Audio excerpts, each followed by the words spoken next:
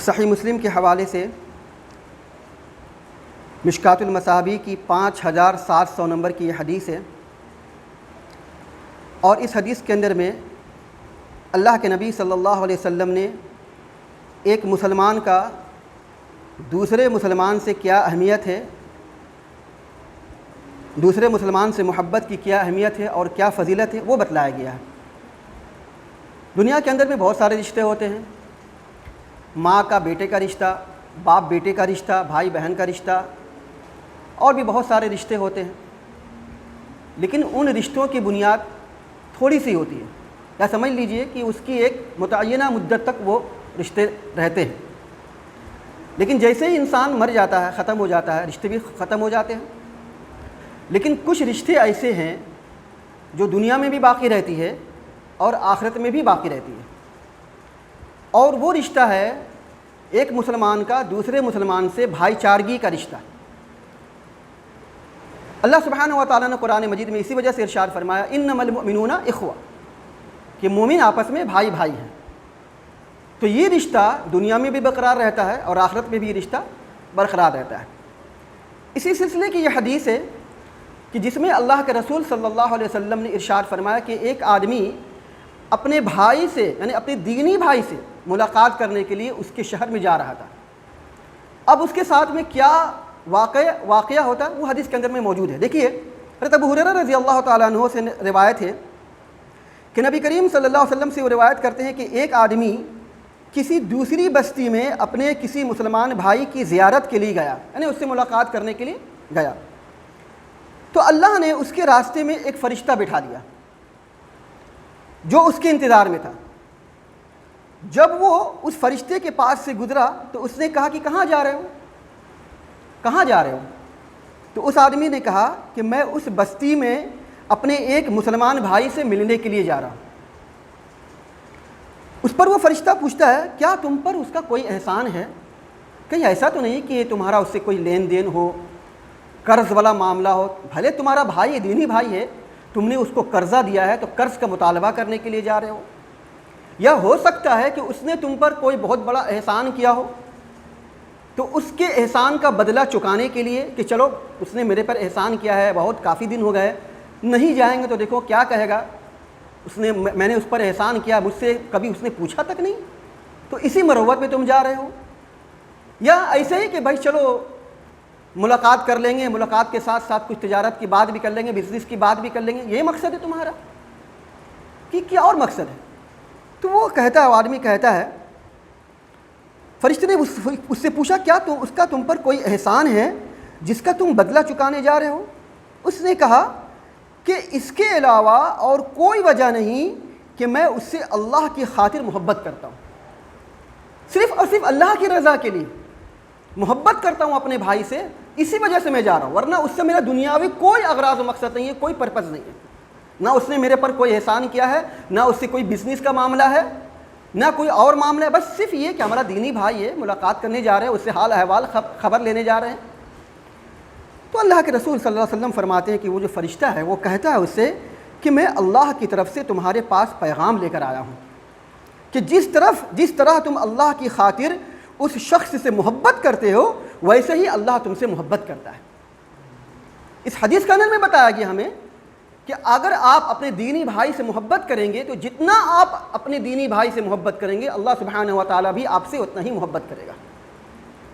تو اگر آپ چاہتے ہیں کہ اللہ آپ سے محبت کرے تو اپنے دینی بھائی سے محبت کیجیے۔ یہ ساری روایت جس کی بنیاد بھائی چارگی پر ہے،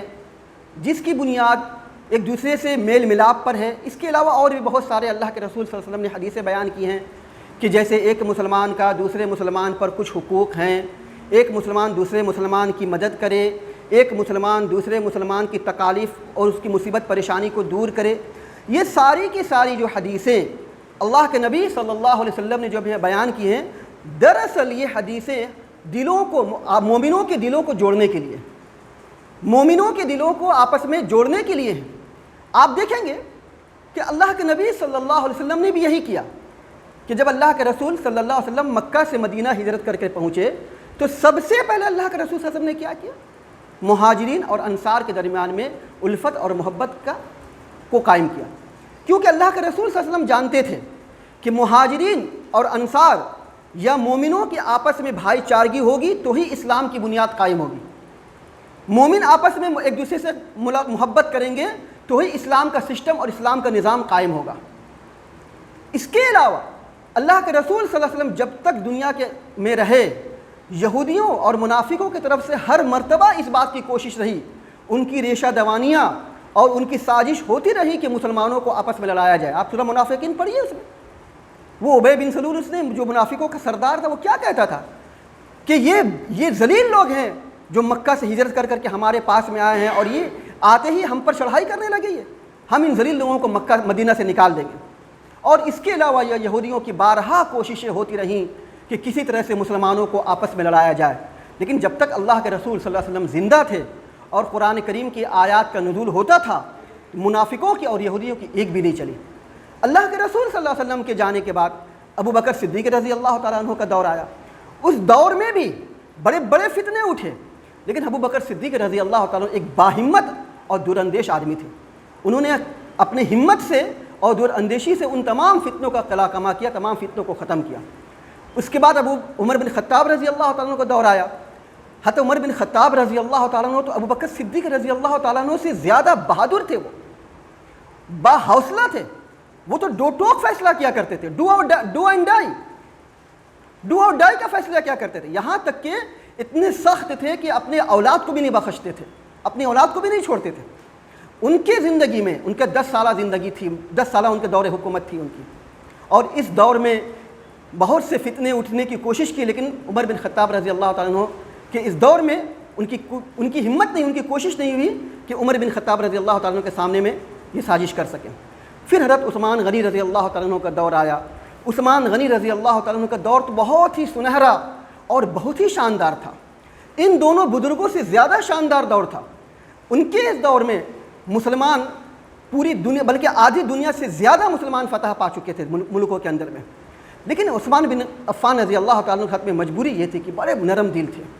بس ان کے اسی نرمی کا فائدہ منافقوں نے اور یہودیوں نے اٹھایا اور اسی وجہ سے وہ شہید کر دیے گئے۔ اور عثمان بن عفان رضی اللہ تعالیٰ عنہ کے شہید ہونے کے بعد حضرت علی رضی اللہ تعالیٰ عنہ کا جب دور آیا تو مسلمانوں کے جو آپس میں ایک دوسرے کے خلاف جو میانوں سے تلواریں نکلیں تو آج تک مسلمان آپس میں لڑ رہے ہیں۔ اس دور کے بعد سے جب آپس میں اختلاف ہوا مسلمانوں کے درمیان میں، جب ایک مسلمان نے دوسرے مسلمان کا خون بہایا تو آج تک مسلمان ایک دوسرے سے بغض، حسد، نفرت کرتا رہا۔ آج دیکھیے کہ آج اللہ کے رسول صلی اللہ علیہ وسلم نے کہا تھا کہ ایک مسلمان دوسرے مسلمان سیسا پلائی دیوار کی طرح بن کر کے رہو، کہا گیا نا کہ مسلمان اس طرح رہیں کہ جیسے سیسا پلائی ہوئی دیوار، مسلمان اس طرح رہیں کہ جیسے ایک جسد واحد، ایک جسم کی طرح، کہ کہیں پر اس کو کوئی کانٹا چبھے یا کوئی تکلیف پہنچتی ہے تو پورا جسم درد سے مارے تڑپ اٹھتا ہے، تو ٹھیک اسی طریقے سے اگر ایک مسلمان کو تکلیف پہنچے تو دوسرا مسلمان اس کی ٹھیس کو، اس کی تکلیف کو محسوس کر سکے۔ یہ وہ بنیاد تھی کہ اگر یہ بنیاد قائم ہوتی تو دنیا کے اندر میں اسلام کا پوری دنیا کے اندر میں اسلام کا سسٹم قائم رہتا، لیکن نہیں، یہ چیز نہیں ہوا۔ اللہ کے رسول صلی اللہ علیہ وسلم نے کیا فرمایا تھا؟ اللہ کے رسول صلی اللہ علیہ وسلم کی حدیث تھی کہ اسلام اجنبیت سے شروع ہوا تھا اور اسلام اجنبیت کی طرف جا کے ختم ہو جائے گا۔ یہ وہ چیز ہے، مسلمانوں کے آپس میں ریشہ دوانی، مسلمانوں کے آپس میں بغض و حسد، مسلمانوں کے آپس میں حسد، جلن، دشمنی۔ آج دیکھ لیجئے دنیا کے نقشے اٹھا کر کے آپ دیکھ لیجئے، دنیا کے نقشے میں 56 اسلامی ممالک ہیں، لیکن ان کی کیا پوزیشن ہے، ان کی کیا حیثیت آپ سب اچھی طریقے سے جانتے ہیں۔ یہ وہ چیزیں ہیں میں کہہ سکتا ہوں کہ اسلام کو اجنبیت کی طرف لے کے جانے والی ہیں۔ یہ بغض و عناد، آپس کی دشمنی، یہ اسلام کو اجنبیت کی طرف لے کر کے جائیں گے کہ ایک زمانہ آئے گا کہ مسلمان تو رہیں گے لیکن ان کے اندر میں مسلمان نام کی کوئی چیز باقی نہیں رہے گی۔ مسلمان تو رہیں گے لیکن ان کے پاس میں اسلام کا کوئی قانون نہیں رہے گا۔ مسلمان تو رہیں گے نام کے لیکن ان کے پاس میں اسلام پر عمل کرنے کی کوئی چیز نہیں ہوگی۔ ظاہر سی بات ہے، اجنبیت اسلام کہاں جائے گا؟ پھر ایک وہ دور آئے گا کہ جب لوگ کہیں گے کہ اسلام بھی کوئی چیز ہے، اسلام تھی کوئی چیز، اسلام نام کا کوئی دھرم تھا اس دنیا کے اندر میں۔ تو یہ وہ چیز ہے کہ جب ہمیں اسلام کو اجنبیت کی طرف لے کر کے جانے والی ہیں۔ اللہ خیر کرے۔ اللہ سبحانہ و تعالیٰ سے دعا کرنی چاہیے کہ ہماری جو زندگی ہے اور اس زندگی میں اگر ہم ان احادیث کو پڑھیں جس میں اللہ کے رسول صلی اللہ علیہ وسلم نے آپس میں محبت اور آپس میں اخوت و بھائی چارگی کا درس دیا ہے، جب تک ہم اپنی زندگی کو باقی رکھیں، ان چیزوں پر عمل کرتے رہیں، جب تک ہم زندہ رہیں تب تک پوری کوشش کرتے رہیں کہ مسلمان آپس میں بھائی چارگی بنا کر کے رہیں۔ پورے دنیا کے لیول پہ نہیں، آپ سے جتنا ممکن ہو سکے ہم، آپ جس لوکل میں رہتے ہیں، جس سوسائٹی میں رہتے ہیں، جس سماج میں رہتے ہیں، وہاں پر اس چیز کو قائم کرنے کی کوشش کیجیے، تاکہ رہے کہ ہاں مسلمان آپس میں ایک دوسرے سے مل کر کے ہیں، مسلمان آپس کے میں اختلاف نہیں کرتے ہیں۔ اللہ سبحانہ و تعالیٰ سے دعا ہے اللہ سبحانہ و تعالیٰ ہم سبوں کو آپس میں اختلاف سے رہنے کی توفیق عطا، اتفاق و اتحاد کے ساتھ میں رہنے کی توفیق عطا فرمائے۔ اقول قولی ھذا واستغفر اللہ لی ولکم ولسائر المسلمین، وآخر دعوانا الحمد للہ رب العالمین۔